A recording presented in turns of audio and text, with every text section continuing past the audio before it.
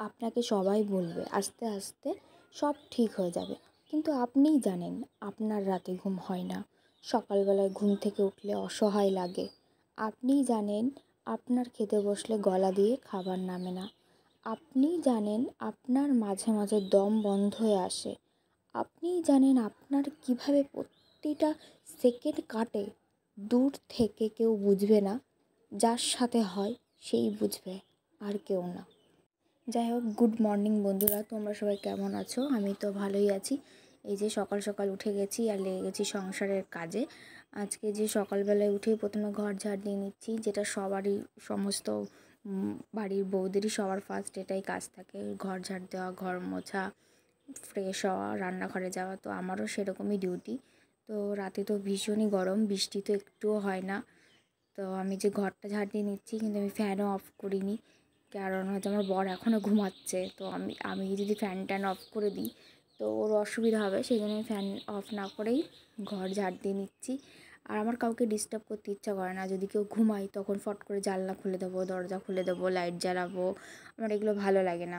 মানে আমিও যখন ঘুমাই যদি কেউ সেরকম করে আমার খুব বিরক্ত লাগে। তো সেই জন্য যতটা তাকে ডিস্টার্ব না করে কাজ করা যায়, তো আমি সেভাবেই কাজগুলো করে নিই। তারপরে যে ঘর ঝাড় দিয়ে নিলাম, তারপরে চলে যাব ঘর মুছতে। আর এখন আমি তো বসে বসে ঘর মুছতে পারি না, তো এই যে এই ম্যাজিক মগটা কেনা হয়েছে, তো সেই ম্যাজিক মগের সাহায্যেই ওই ডানটা দিয়ে আমি ঘর মুছি, আমার সেরকম কোনো অসুবিধা হয় না।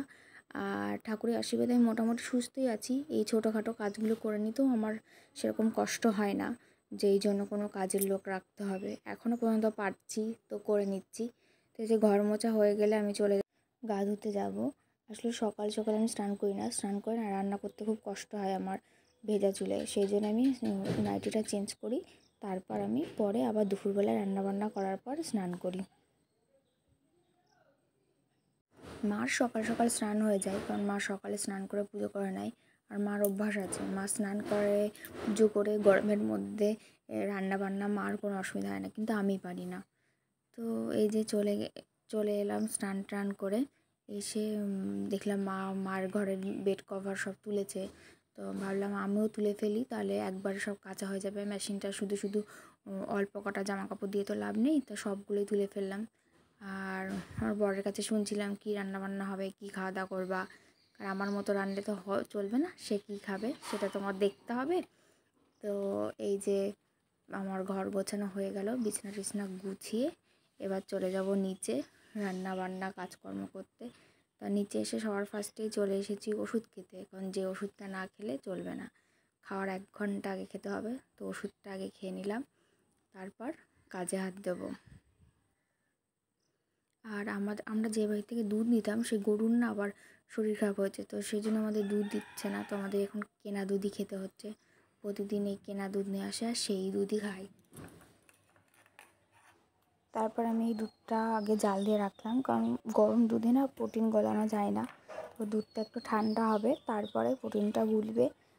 আর তারপর সমস্ত সবজি টবজি কেটে রান্না করতে বসিয়ে দিয়েছি। তার মধ্যে এই যে প্রোটিনটাও একবার খেয়ে নিলাম। আর আজকে রান্না করছি তোমার গ্রিন যে মুগ ডাল হয় ওইটারই তরকা, যে ডিম ভেজে রেখেছি, আলু ভেজে রেখেছি, আর এদিকে মশলাটা কষছিল। তারপরে দেখো রান্নাও হয়ে গেছে, আমি চলে এসেছি খাওয়া দাওয়া করতে। এই যে তরকাটা এরকম হয়েছে, আর রুটি, আর সাথে ছিল আম। তারপরে সকালের খাবার দাবারটা করে নিলাম, করে নিয়ে দুপুরে রান্নাবান্নাও করে নিয়েছি।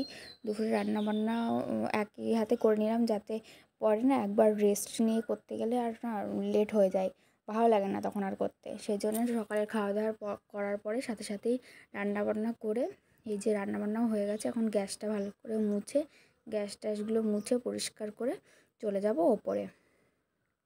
তো দেখো সকাল থেকে কাজকর্ম করার পর এখন সেই সকালে নিচে নেমেছে, এখন ওপরে আসলাম। এখন একটু রেস্ট নেব, তারপর স্নান করব। তখন একটু লেবুগুলো খাবো। এখন আর অন্য কোনো ফল খাচ্ছি না, কারণ হচ্ছে আম খাওয়া হচ্ছে খুব।